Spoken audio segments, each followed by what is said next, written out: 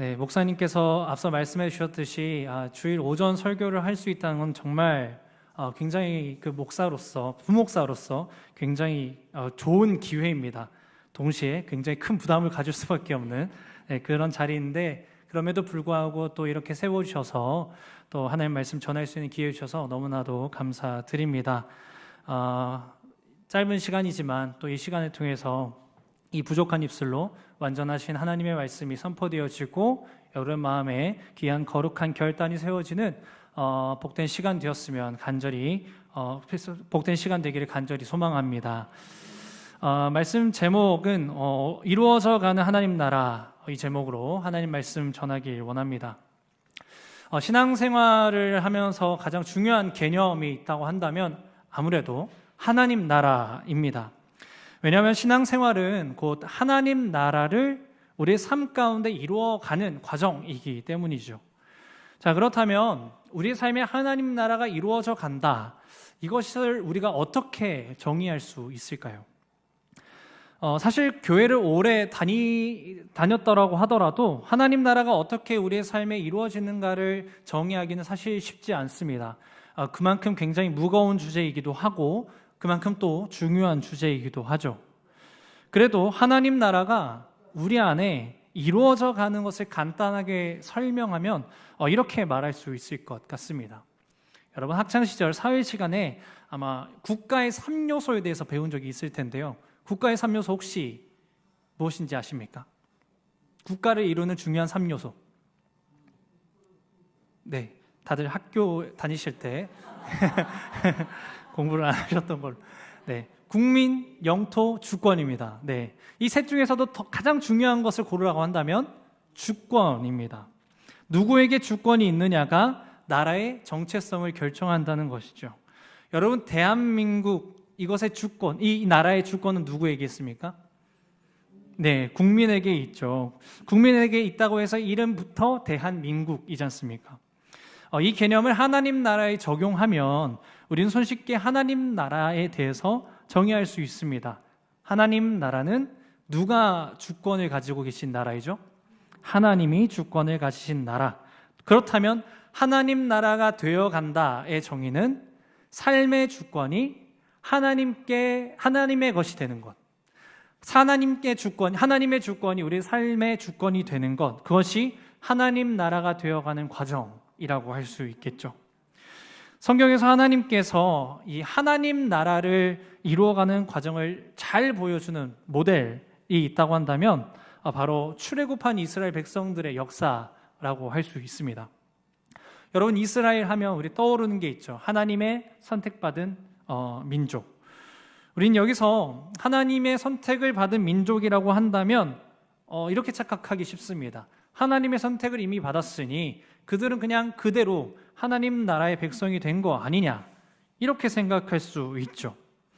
그러나 하나님께서 그들을 택하셨다는 것은 이미 완성된 하나님 나라로 택하시고 선택하시고 그들을 부르신 게 아니라 아직 그들의 모습이 하나님 나라의 모습과 하나님 나라의 백성들의 모습과는 거리가 멀지만 이제부터 그들의 주권이 하나님께 있도록 설득하고 그들을 그렇게 하나님 나라의 백성으로 만들어갈 민족으로 선택하셨다는 그런 의미인 것입니다. 그리고 그렇게 이스라엘 백성들을 하나님 나라의 백성으로 만들어 가신 방법 또한 그들의 주권이 오직 하나님께만 있음을 보여주고 가르쳐주고 알게 해주시는 것으로 이 이스라엘 백성들을 하나님 나라의 백성으로 만들어 가셨죠. 그런 의미에서 이스라엘 백성들의 역사는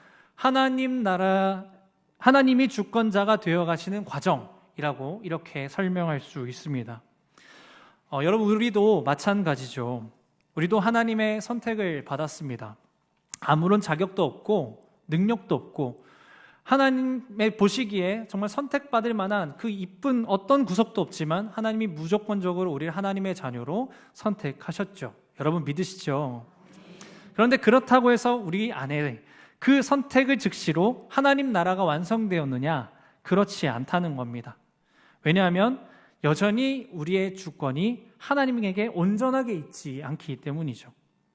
다만 우리는 하나님의 선택을 받았기 때문에 하나님께서 강권적으로 주권자가 되어 주실 것이고 되어 가실 것이고 우리는 그 과정에 순종할 때에 하나님 나라가 우리 삶에 이루어져 가는 것이죠. 이것이 하나님 나라가 우리 안에 이루어져 간다는 정의입니다. 오늘 함께 읽은 말씀 출애굽기였는데요. 특별히 출애굽한 이스라엘 백성들을 통해서 하나님이 우리 안에 하나님 나라를 어떻게 세워가시는지, 하나님 나라를 어떻게 이루어가시는지를 한번 살펴보고자 합니다. 그래서 우리의 삶에도 그 하나님 나라가 온전히 이루어지기를 같이 함께 말씀을 통해 소망하는 이 시간 되길 간절히 원합니다. 하나님께서 이제 본격 이스라엘 백성들을 출애굽하시기를 작정하시고 그 백성들을 하나님 나라의 백성으로 변화시키기 위해서 먼저 모세를 부르십니다. 영적 리더로 모세를 부르시고는 그에게 하나님의 지팡이를 쥐어주고 아론과 함께 바로를 이스라엘 백성들을 다스리고 있었던 바로를 설득하러 가게 하시죠. 그리고 이 모세는 이스라엘 바로에게 이렇게 말을 합니다. 이 이스라엘 백성들은 하나님의 백성이니 내보내라, 데리고 나갈 수 있게 해달라, 이렇게 요구합니다. 여러분도 잘 아시다시피 이스라엘 백성들의 주권을 쥐고 있던 바로는 순순히 이스라엘 백성들을 내어놓지 않습니다. 그래서 하나님이 그 땅에 10번의 굉장히 놀라운 사건을 보여주는데 그 사건은 여러분이 잘 아시는 10가지 재앙이죠. 신대원 시험을 준비할 때는 이 10가지 재앙을 이렇게 외웠습니다. 피, 계이파, 돌종우, 매흑, 장, 이렇게 외웠습니다. 네. 피, 어떤 재앙이죠? 나일강이 피가 되는 재앙이옵니다. 그리고 개구리, 애굽 땅에 온 땅에 개구리 떼가 덮는 개구리 재앙. 애굽의 가축들 가운데 이가 들끓는 재앙. 그리고 파리떼 재앙. 돌림병. 애굽의 가축병들이 돌림병에 걸리는 재앙이죠. 애굽 사람과 가축들이 종기에 걸리는 그런 재앙입니다. 우박 재앙, 그리고 메뚜기 재앙, 흑암의 재앙, 그리고 마지막으로 장자의 재앙. 애굽에 처음 난 것들을 모조리 죽게 하는 그런 재앙을 끝으로 바로는 하나님께 항복하고 이스라엘 백성들을 드디어 출애굽하게 하죠.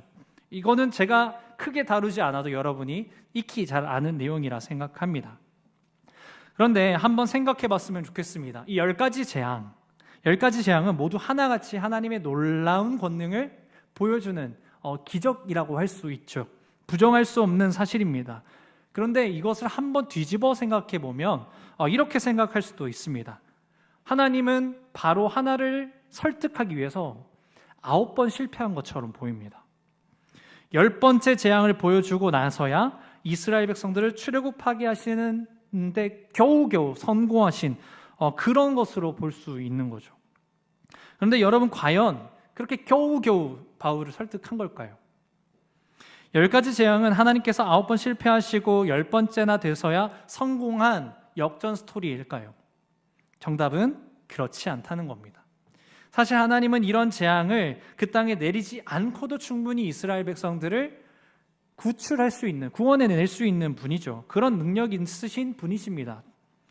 그렇다면 왜 10가지나 되는 재앙을 내리면서까지 이 이스라엘 백성들을 구원하신 걸까요? 하나님께서 이 10가지 재앙을 통해서 하시고 싶은 것은 무엇이었냐면 1차적으로는 역시 바로를 설득해서 이스라엘 백성들을 출애굽하시는 데 있습니다. 그런데 궁극적인 목표로는 이 재앙을 통해서 이스라엘 백성들 또한 설득하기 위한, 이스라엘 백성들, 정확하게 얘기하면 이스라엘 백성들을 정화하기 위한 하나님의 정화 작업이었다 말할 수 있습니다. 이스라엘 백성들은 하나님께 선택받은 민족이었지만 애굽 땅에서 짧은 시간 있지 않았죠. 무려 400년간 살아왔습니다.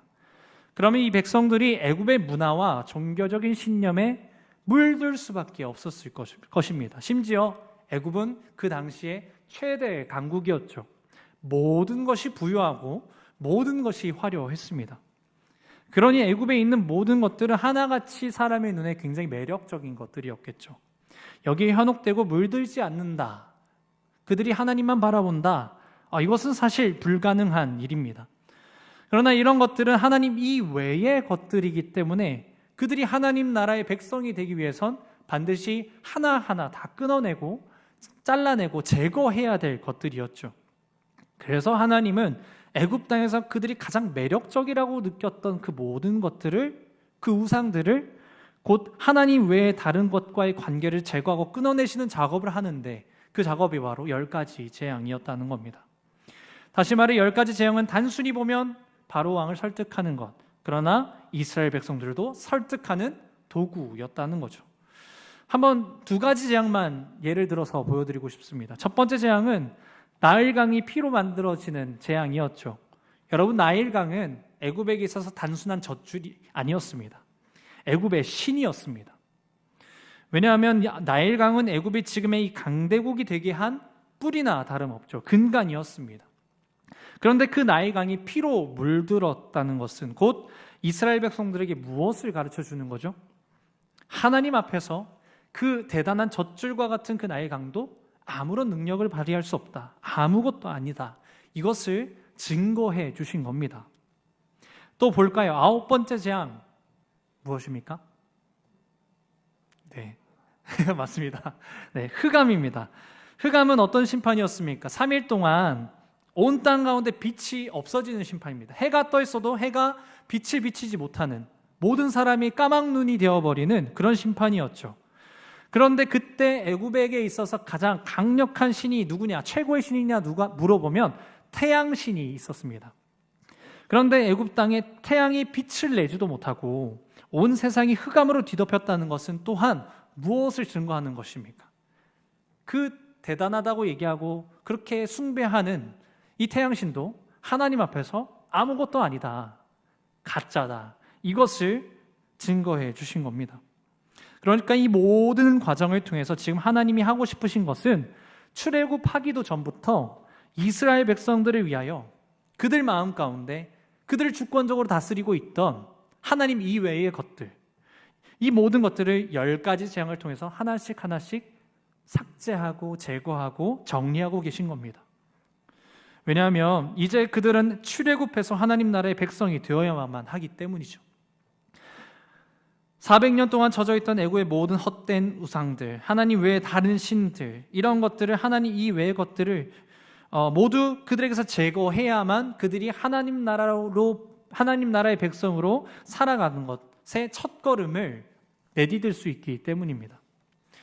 여러분, 우리도 한번 생각해 봤으면 좋겠습니다. 우리 안에도 하나님 이외에 제거하고 끊어내야 될 것이 굉장히 많이 있죠. 아마 지금 이 순간에도 여러분의 마음을 혼미하게 하고 어지럽게 하는 다른 생각들, 또 하나님 이외의 것들이 굉장히 많이 있을 겁니다.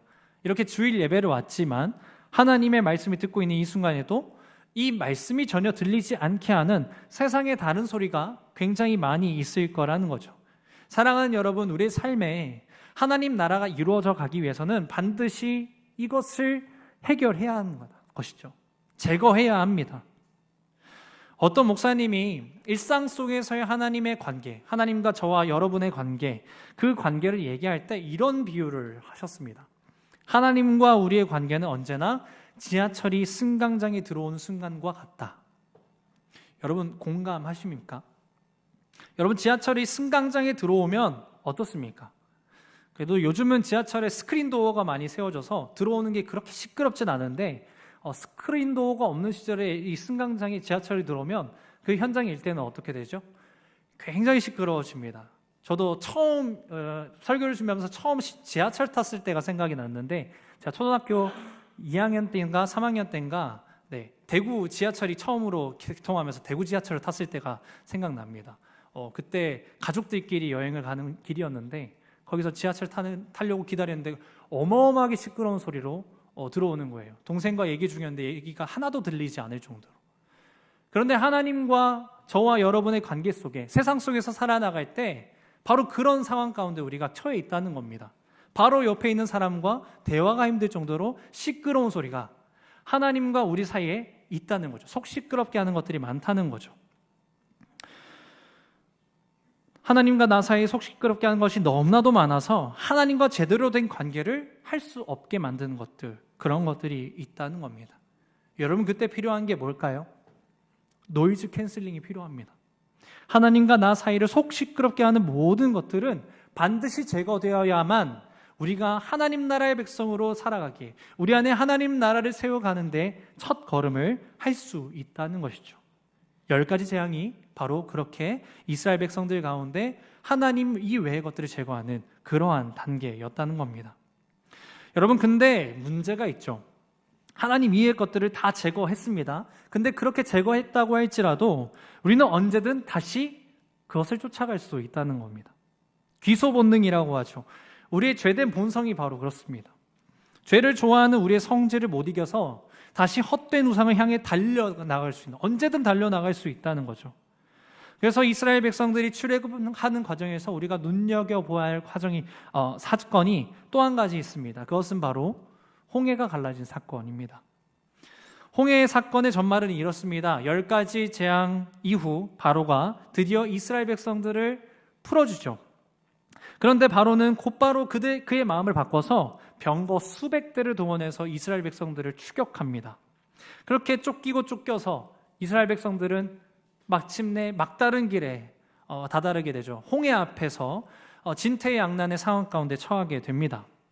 바로 그때 하나님께서 그들에게 피할 길을, 이스라엘 백성들을 위해서 피할 길을 아주 기상천외한 방법으로 허락해 주시는데 바로 홍해를 아예 갈라버리시는, 그래서 바다를 갈라 그곳에 길을 내시고 탈출로를 만들어 주시는 엄청난 역사를 보여주십니다. 여러분도 잘 아시다시피 이 이스라엘 백성들은 그 길로 무사히 탈출할 수 있었고 애굽의 추격에서 벗어나게 되죠. 이 유명한 홍해 사건은 출애굽한 이스라엘 백성들에게서 굉장히 중요한 의미를 가집니다. 이 홍해 사건은 우리 모두가 익히 알듯이 이스라엘 백성들을 이 애굽의 병거들로부터 구원하신 사건으로 볼 수 있지만, 또 한편으로 어떻게 볼 수 있냐면 400년 동안 애굽에 쩔어있던 이스라엘과 애굽 사이의 연결고리를 완전히 차단하신 사건이라고도 할 수 있습니다. 우리는 이 홍해 사건을 생각하면 홍해가 갈라진 것만 생각하기 십상인데, 그것만큼 중요한 것이 홍해가 다시 메워진 것입니다. 여러분, 홍해가 메워진 일이 왜 중요하냐면 우리 애굽의 입장에서 먼저 생각해 보면, 애굽은 홍해 사건 이후 출애굽한 이스라엘 백성들의 역사의 스토리에서 완전히 아웃됩니다. 병거 수백 대를 동원하여 이스라엘 백성들을 쫓을 정도로 굉장히 살벌하게 이스라엘 백성들을 쫓았는데, 이 홍해 사건을 기점으로 더 이상 이스라엘 백성들을, 이 출애굽한 이스라엘 백성들을 괴롭히지 않았다는 겁니다. 여러분, 애굽은 왜 이스라엘 백성들을 포기했을까요? 애굽에게 이스라엘 백성들을 다시 쫓아갈 능력이 없어서 그랬던 걸까요? 여러분, 당시에 애굽은 최대 강국이었습니다. 충분히 다시 재정비하고 이스라엘 백성들을 쫓아갈 능력이 있었죠. 그렇다면 이스라엘 백성들이 그렇게까지 쫓아갈 만큼 애굽에게 있어서 이스라엘 백성들이 중요하지 않아서 그렇게 쫓아가지 않았던 걸까요? 그렇기에는 처음에 파병했던 그 군대의 규모가 어마어마했죠. 수백 대의 병거를 이끌고, 그때 당시에 그 군대의 규모는 한 나라를 괴멸할 수 있는 그러한 규모였습니다. 그만큼 바로도, 애굽도 이스라엘 백성들에 대해서 진심이었다는 거죠. 그런데 그렇게 쫓던 수백 대의 병거들과 그 추격대가 여러분 어떻게 몰살됩니까? 갈라진 홍해가 다시 메워지면서 이스라엘 백성들 단 털끝 하나 건드리지 못한 채 모조리 수장이 되어버리죠. 여러분, 누가 그렇게 하셨습니까? 하나님이 그렇게 그 공격을 완전히 차단시켜 버리신 거죠. 이 처참한 패배로 애굽은 한 가지 사실을 확실하게 분명하게 깨달았습니다. 이스라엘 백성들이 하나님의 보호를 받고 있는 이상 아무도 건드릴 수 없다는 거예요. 제 아무리 대단한 애굽이라고 할지라도 그 백성은 언터처블이구나, 건드릴 수 없구나, 이것을 분명하게 깨닫게 된 겁니다. 그래서 애굽 입장에서는 의지가 꺾일 수밖에 없었습니다. 애굽과 이스라엘 사이에 홍해가 바다로 마치 이렇게 완전히 메워져서 길이 막힌 것처럼 애굽 입장에서 이스라엘 백성들과의 이 관계 고리가 완전히 하나님께서 끊어주신 거죠. 이스라엘 입장에서도 마찬가지입니다. 홍해가 갈라지고 이스라엘 백성들이 건너자마자 이 바다가 메워진 것은 이스라엘 입장에서도 어떻게 이야기할 수 있냐면 애굽 땅으로 돌아갈 길이 막혀버린 겁니다. 물론 물리적으로 완전히 막힌 것이라 할 수는 없지만 홍해를 건넌 직후를 생각해 보면 그들은 애굽에 돌아가는 길을 이제는 선택할 수 없었다는 겁니다. 이스라엘 입장에서도 이제 뒤를 돌아볼 수 없도록 하나님이 그 길을 홍해를 메워주심으로 완전히 차단하셨다라고 할 수 있죠. 여러분, 다시 한번 이스라엘 입장에서 생각해 봤으면 좋겠습니다. 아무리 하나님의 은혜로운 선택과 명령이었다고 할지라도, 또 그렇게 나오는 과정에서 하나님이 은혜로운 여러 가지 일들을 보여주었다고 할지라도 그들이 400년 동안 터잡고 살고 있던 애굽 땅을 떠난다는 것, 그 결단이 결코 쉽지는 않았을 겁니다. 사람은 누구나 갑작스러운 변화에 굉장히 큰 두려움을 느끼죠. 이스라엘 백성들도 마찬가지였습니다. 10가지 재앙 후 하나님의 이 무조건적인 선택에 힘입어서 어떻게든 나왔지만 애굽의 병거에 쫓기면서도, 심지어 홍해를 건너가면서도, 그 갈라진 바다를 바라보면서도 이렇게 꼭 생각했을 겁니다. 아, 지금이라도 애굽에 돌아갈까? 지금이라도 돌아가는 게 낫지 않을까? 이 홍해 끝에 뭐가 있을까? 엄청나게 두려움이 컸을 겁니다. 하나님 나라로 선택받은 민족이었지만 그들은 여전히 미숙하기만 한 하나님 나라 백성들이었죠. 여전히 돌아갈 길을 바라보는, 돌아갈 길을 바라보기 바쁜 어리석은 백성들이었습니다. 그래서 하나님은 갈라진 홍해를 아예 메워주심으로 애굽은 이스라엘의 손을 놓게 만들고 이스라엘 또한 애굽의 손을 놓게 만들어 주신 거죠. 자, 이렇게 지금까지의 과정을 정리해보면 이 10가지 재앙으로 이스라엘 안에 녹여있던, 이스라엘 백성들 안에 녹아있던 하나님 이외의 것들이 제거되었고, 홍해 사건으로, 홍해가 다 메워짐으로 이제는 애굽으로 돌아갈 길도 차단해 주셨습니다. 자, 그러면 이스라엘 백성들은 하나님 백성이 된 것일까요? 아니죠. 아직 그들에게 가장 중요한 과정이 남아 있습니다. 홍해를 건넌 이스라엘 백성들은 이제 자유함을 입었습니다. 자유민이 되었죠. 이제 애굽의 종이 아닙니다. 자유민이 되었습니다. 이제 그들의 삶이 빛을 보나 싶었지만 홍해를 건너서 그들이 마주한 광경들은 전혀 빛나는 상황이 아니었죠. 그들 앞에 펼쳐진 게 무엇이었습니까? 광야였습니다.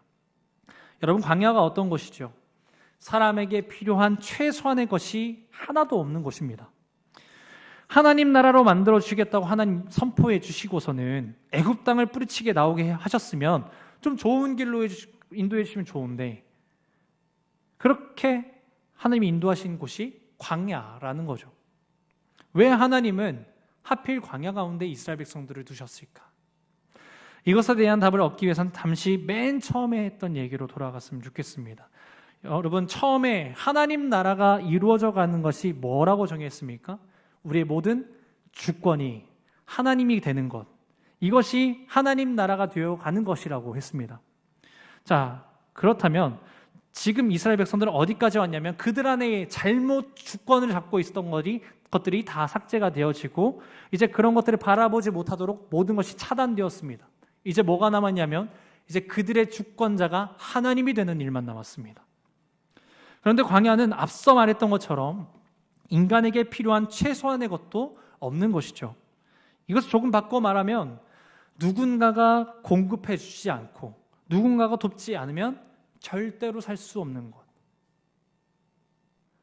좀 더 자세히 얘기하면 초자연적인 누군가가 공급해 주지 않고 돕지 않으면 절대 단 하루도 제대로 살아갈 수 없는 곳, 그것이 광야라는 겁니다.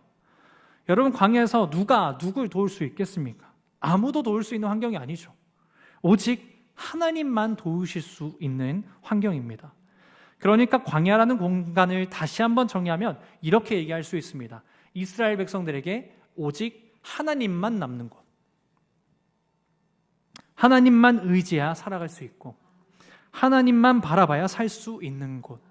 그래서 그들의 주권자가 오직 하나님밖에 없음을 인정하고 그 하나님만 철저하게 의지하도록 훈련하는 곳, 그곳이 바로 광야라는 것입니다. 오늘 보면 19장의 말씀이 이 이스라엘 백성들이 출애굽한 지 3개월 되었을 때의 말씀입니다. 이 3개월 동안 하나님은 그 사실을 아주 분명하게 가르쳐 주셨습니다. 3개월 동안 무슨 일이 있었습니까? 그들이 광야 가운데서 목이 마를 때 쓴물이 단물이 되게 하는 역사로 함께 해주셨고, 반석을 쳐서 물이 나오게 하심으로 그들의 목을 축이셨으며, 배고픈 그들에게 만나와 메추라기를 내리심으로 그들을 먹이셨습니다. 단 하루도 살아갈 수 없는 그곳에서 3개월을 그렇게 하나님이 먹이셨다는 거죠. 어디 그뿐입니까? 강렬하게 낮에 내리쬐는 그 태양을 막아주시기 위해 구름 기둥으로 함께 하셨고, 밤에 그 추운 가운데 있을 때에 그들을 따뜻하게 해주시기 위해 불 기둥으로 함께 해주셨습니다. 지금 3개월 동안 하나님이 이렇게 그들을 먹이시고 마시게 하시고 보호하지 않으셨으면 그들은 일주일도 안 돼서 광야에서 죽게 되었을 겁니다. 결국 이 모든 과정을 통해서 하나님이 그들에게 보여주신 것은 그들의 유일한 공급자는 하나님 한 분밖에 없다는 것을 보여주신 거죠. 그래서 그들이 이제부터 하나님만 의지하도록, 하나님만 바라보도록 하셨다는 겁니다. 물론 이 모든 과정이 매끄럽지는 않았습니다. 결핍을 마주할 때마다 이스라엘 백성들이 여전히 애굽을 그리워하는 모습을 줄곧 보여주었고, 때때로 하나님의 말씀에 순종하지 않는 모습까지도 보여주었죠. 그 광야 생활에서 그들이 의지할 곳이라고는 하나님밖에 없는데 끊임없이 그 하나님의 통치를 거부하곤 했습니다. 그래도 하나님은 그때마다 은혜를 베풀어 주시고 그들을 살게 하셨고, 점점 그들의 삶을 하나님으로 물들어가게 하셨습니다. 그렇게 이스라엘 백성들을 조금씩 하나님 나라로 이루어가게 하셨죠. 그리고 마침내 오늘 19장에 이르러서 시내산에 이스라엘 백성들을 도착하게 하셨고, 거기서 오늘 그 유명한 시내산 언약을 맺게 하십니다. 그 언약 가운데 오늘 여러분께 드렸던 그 모든 하나님 나라가 되어가는 과정을 하나님이 이렇게 말씀해 주시는 겁니다. 오늘 말씀을 생각하면서 우리 4절에서 6절의 말씀 한번 읽었으면 좋겠습니다. 4절에서 6절 말씀, 하나님이 이스라엘 백성들을 하나님 나라라고 공포하는 순간입니다. 같이 한번 읽겠습니다. 내가 애굽 사람에게 어떻게 행하였음과 내가 어떻게 독수리 날개로 너희를 업어 내게로 인도하였음을 너희가 보았느니라. 세계가 다 내게 속하였나니 너희가 내 말을 잘 듣고 내 언약을 지키면 너희는 모든 민족 중에서 내 소유가 되겠고, 너희가 내게 대하여 제사장 나라가 되며 거룩한 백성이 되리라. 너는 이 말을 이스라엘 자손에게 전할지니라. 아멘. 사랑하는 여러분, 말씀을 정리하겠습니다. 오늘 이렇게 하나님께서 이스라엘 백성들의 하나님 나라로 이루어가는 과정을 살펴보았습니다. 정리하면 3가지 과정으로 얘기할 수 있습니다. 첫 번째로, 하나님은 우리에게 젖어들어 있는 그 하나님 이외의 것들을 제거해 주십니다. 하나님 위에 우리를 주권적으로 통치할 수 있는 다른 그 모든 것들을 하나님이 제거해 주셨다는 거죠. 둘째로, 그냥 제거해 주실 뿐만이 아니라 우리가 다시 돌아갈 수도 있기 때문에 차단해 주셨습니다. 다시는 돌아갈 수 없도록 하나님께서 그 길을 가로막아 주셨다는 거죠. 그리고 마지막으로 우리의 삶에 오직 하나님만 남게 하셔서, 그 광야 가운데서 하나님만 남게 하셔서 하나님만이 우리의 주권자가 되도록, 그렇게 우리가 인정할 수 있도록 하셨다는 겁니다. 그렇게 하나님 나라가 우리의 삶에 이루어져 가는 겁니다. 사랑하는 여러분, 이 모든 과정을 봤을 때 여러분, 이 모든 과정은 놀랍게도 예수 그리스도를 통해서 우리의 삶에 구원이 임하는 과정과 똑같다는 겁니다. 예수님은 우리를 다스리고 있던 모든 죄의 권세를 모두 안고 제거해 주셨습니다. 어떻게 하셨습니까? 그 모든 죄를 안고 십자가에서 죽으셨죠. 그 십자가의 보혈로 우리를 주권적으로 다스리던 모든 죄의 권세를 다 짓밟아 주셨습니다. 그리고 그뿐 아니라 그 죄의 권세가 다시는 그들을 괴롭히지 못하도록, 우리 구원받은 주의 백성들을 괴롭히지 못하도록 여러분 어떻게 하셨습니까? 그 죄로 인한 죽음을 이기셨습니다. 우린 그것을 부활이라고 하죠. 예수님의 부활이 그런 의미인 겁니다. 이제는 죄의 권세가, 그 죽음의 권세가 다시는 이 하나님의 자녀를 괴롭게 하지 못하도록 완전히 차단시킨 일, 이것이 바로 부활의 능력이라는 겁니다. 그리고 마지막으로 우리에게도 누구만 남게 하셨습니까? 오직 예수님만, 예수 그리스도만 남게 하셨습니다. 이후로 예수를 믿고 영접하는 모든 자들에게 하나님의 자녀가 되는 권세를 허락해 주셨죠. 하나님 한 분만 우리에게 남게 하신 겁니다. 이렇게 우리에게 하나님 나라를 이루어가게 하셨고, 우리는 이것을 복음으로 얘기합니다. 그런데 여기서 우리가 짚고 넘어갈 것이 있죠. 출애굽한 이스라엘 백성들을 하나님 나라로 만들어 가시는 과정이나 예수 그리스도를 통해서 우리 모든 사람들을 하나님 나라의 백성으로 만드는 과정 속에서 우리의 공로, 사람의 공로는 하나도 없다는 겁니다. 그들에게서 잘못된 주권자들을 물러나게 하신 것, 우리의 모든 죄악을 씻어주신 것, 전적으로 하나님이 하신 일입니다. 홍해를 가르시고 그들에게 다시는 애굽으로 돌아가지 못하도록 그 길을 차단하신 것, 죽음을 이겨 다시는 죄의 종로로 타지 않게 하신 것, 이건 역시 하나님이 하신 것입니다. 그리고 마지막으로 광야 가운데서 하나님만 남게 하시고 결국 그 하나님의 주권을 인정하게 하신 일, 십자가 죽음과 부활을 믿고 그 이름만을 우리의 구주로 부르게 하신 것, 이건 역시도 하나님이 하신 일입니다. 하나님은 오늘도 우리의 삶에 이렇게 하나님 나라를 이루어 가십니다. 하나님 외에 다른 것들은 모두 제거하시고 차단하시고 오직 우리에게 하나님만 남게 하셔서 하나님의 은혜 속에만 살게 하십니다. 그러므로 오늘 우리 안에 하나님 나라가 이루어져 가기를 끊임없이 간절히 구하셨으면 좋겠습니다.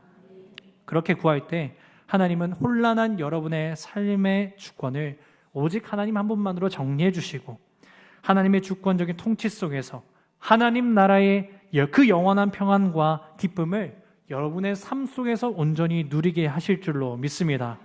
우리의 삶에 이루어져가는 그 하나님 나라를 바라보고 끝내 완성된 하나님 나라를 마주할 수 있는 우리 모든 주의 성도님들 되시길 말씀으로 축복드립니다.